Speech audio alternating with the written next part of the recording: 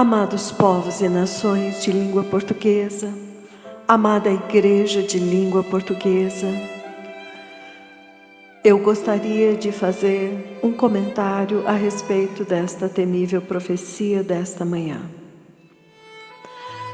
Amados, todos nós que amamos muito a Deus, que temos por longo tempo observado o pecado rampante, o pecado desenfreado dentro da igreja, o nome do Senhor Jesus enlameado em Hollywood e através também da atitude dos cristãos, e nós observávamos, eu digo por mim, e eu creio que muitos de vocês sentiam da mesma forma, que por muitos anos nós observamos isto e não víamos um castigo, uma atitude do Senhor. Era como se o Senhor não se importasse, era como se o Senhor não estivesse vendo.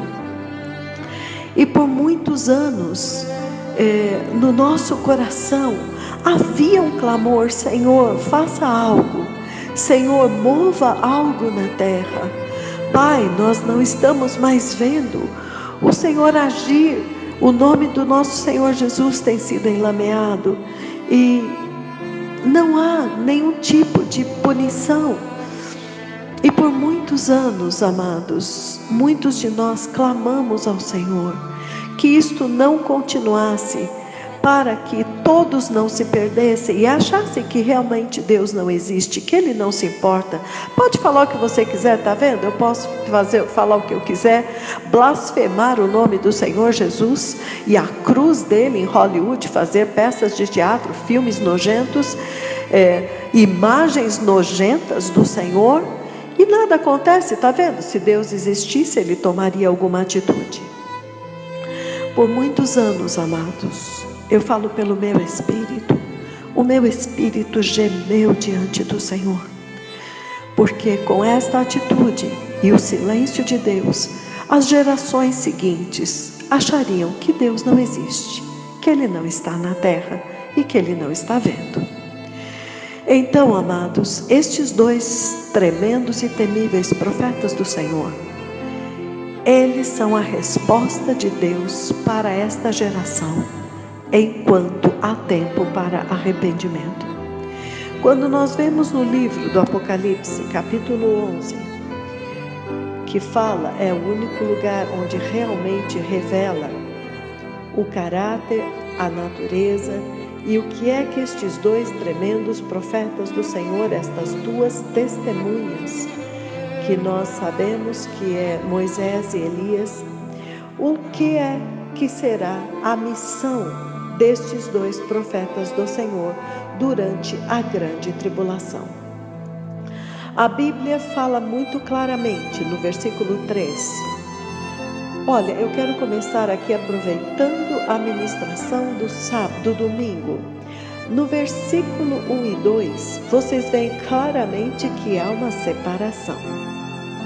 O Senhor dá uma cana, uma vara de medir ao profeta, no caso aqui João, mas este profeta já anunciou que o Senhor deu a ele esta vara de medir para colocar a igreja dentro da medida padrão do céu.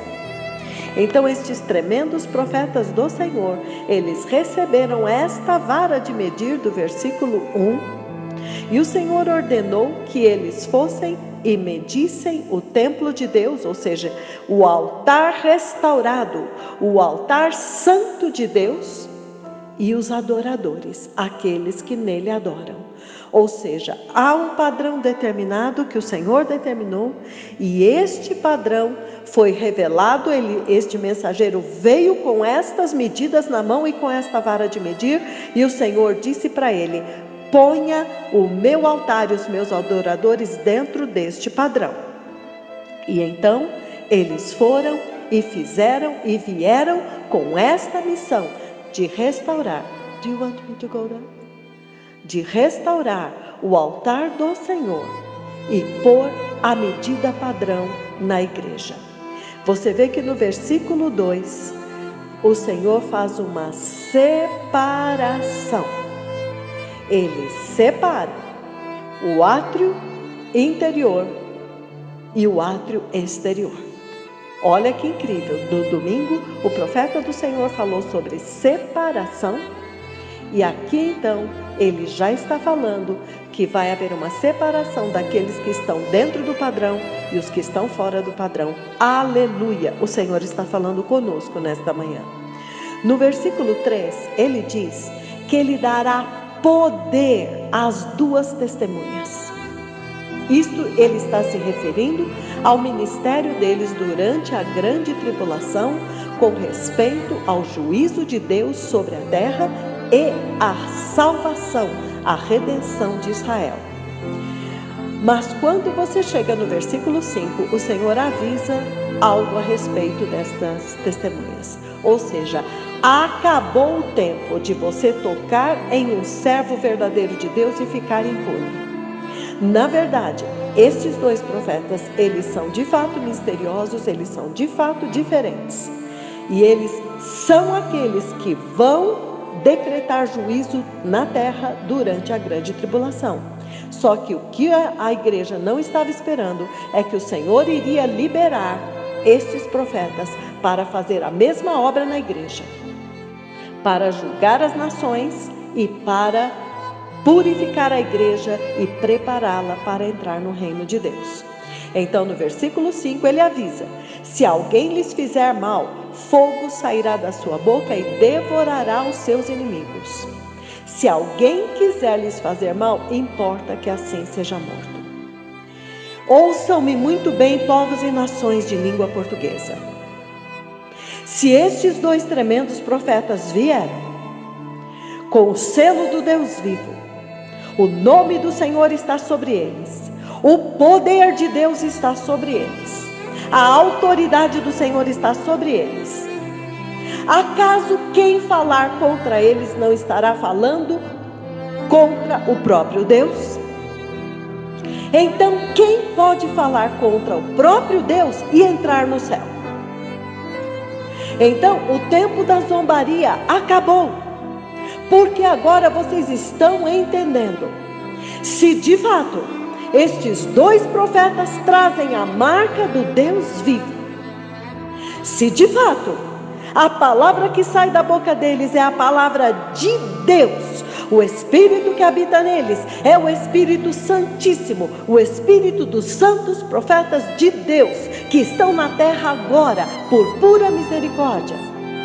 Quem tocar neles, toca em Deus. Então, isto fica muito claro, e de uma vez por todas, está escrito depois, que o Senhor vai dar autoridade, no versículo 6, para fechar o céu. Vejam Elias, para que não chova nos dias da sua profecia. Eles têm poder sobre as águas, para convertê-las em sangue. Veja Moisés. E para ferir a terra com toda a sorte de praga, quantas vezes quiserem. Veja Moisés novamente, as pragas no Egito.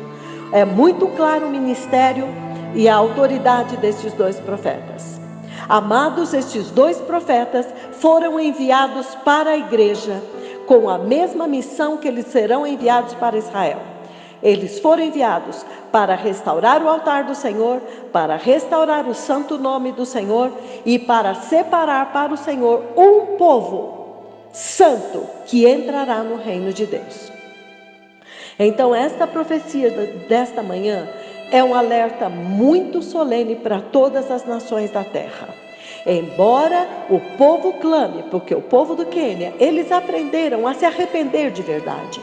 Eles aprenderam a fazer duas coisas maravilhosas. Eles aprenderam a celebrar diante de Deus, mas eles também aprenderam a chorar como criancinhas e gritar diante de Deus, clamando misericórdia. O Senhor ouviu o clamor deles, mas o profeta do Senhor hoje volta novamente para dizer que o Senhor não voltou atrás. Ele decidiu julgar a nação do Quênia. Por favor, façam uma separação entre a igreja santa que está em obediência ao profeta do Senhor, está seguindo, é a igreja preciosa de Deus, é o meu povo, e o resto da nação que está vendo com olhos carnais todos os milagres do Senhor, todas as maravilhas destes dois profetas, e ainda assim zombam. Filhos do inferno, realmente. Uma igreja apóstata, invejosa, porque não está acontecendo. Ela quer por toda a lei derrubar, como os fariseus fizeram com Jesus.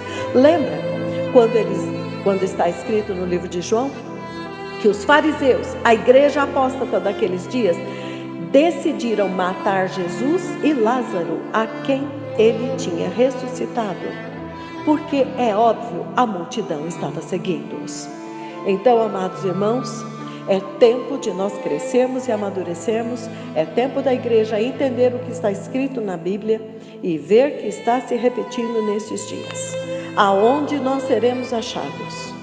Do lado do Senhor, nos humilhando e reconhecendo que o Senhor enviou alguém, uma hoste celestial, para uma missão infalível, porque agora o combate é tremendo, irmãos, porque agora realmente esta igreja vai ter que entrar, e estes profetas estão empurrando esta igreja para cima, para dentro do céu, para subir os degraus, e eles estão diante de Deus, declarando as vestes do Senhor para esta igreja e trazendo estas vestes e vestindo a igreja. Bem-aventurados aqueles que ouvirem, bem-aventurados aqueles que temerem. Então vamos ouvir estas profecias com maturidade, com temor e tremor. Quem tiver ouvidos para ouvir, que ouça. Quem tiver um coração para entender, que entenda. Que se arrependa, se humilhe e corra esta carreira, porque não há muito tempo mais. A mudança do profeta do Senhor, a retirada dele vai acontecer. Nós vimos nas últimas profecias dois fatos. O Senhor leva o seu servo até um riacho e ali ele revela, ele manifesta Elias. Ou seja, é uma experiência espiritual do Senhor com o seu servo, preparando-o e revestindo-o de Elias para prepará-lo para a tribulação. E então, uma outra visão, onde ele vai a um lugar, aí é físico, e tudo indica que isto será Israel. Amados irmãos, esqueçam Hollywood. Esqueçam aqueles homens barbudos, com aquela aparência, saindo fogo da boca. Em nome de Jesus, esqueçam estas imagens. O profeta Elias e o profeta Moisés, que vai se manifestar então, os dois, aí serão dois em Israel, durante a grande tribulação. Nós não veremos isso, mas Israel verá dois. Lá, realmente, não vai ter nada a ver com Hollywood. Preparem-se, amados, para sair. Preparem-se para subir. Recebam as vestes, que é o sangue de Jesus. Rejeitem todo questionamento, porque não é Deus que está errado, não é este profeta que está errado, somos nós que estamos apostatados e não conhecemos a Deus, o Deus vivo, o Deus da Bíblia, que está andando na terra agora, através destes dois poderosos mensageiros do céu. Quero lembrar os irmãos que o Quênia não está em zona de risco, não é região sujeita a terremotos. Este terremoto que aconteceu no domingo foi um sinal de Deus para todos eles. É como o Brasil. O Quênia não está em zona de terremotos, sujeita a abalos sísmicos, não. Qualquer terremoto que surgir aqui é juízo de Deus, é Deus. Amém? Amados irmãos, vamos nos humilhar diante do Senhor. Que o Senhor encontre no Brasil um povo pronto, um povo maduro. Em nome de Jesus. Shalom.